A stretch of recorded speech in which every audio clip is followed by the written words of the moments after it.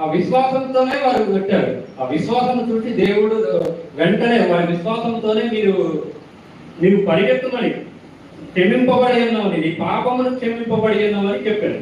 అప్పుడు వారి వెనుక నుండి కొంతమంది అనుకుంటారు, మీరు ఇలాంటి సంగతులు మీ హృదయంలో ఎందుకు ఆలోచించుకుంటున్నారని దేవుడు వారు అడుగుతారు. అక్కడ అయితే వారికి తెలియని విషయం ఏమిటంటే, భూమి మీద పాపమును క్షమించే అధికారం దేవుని కుమారునికి కలదు.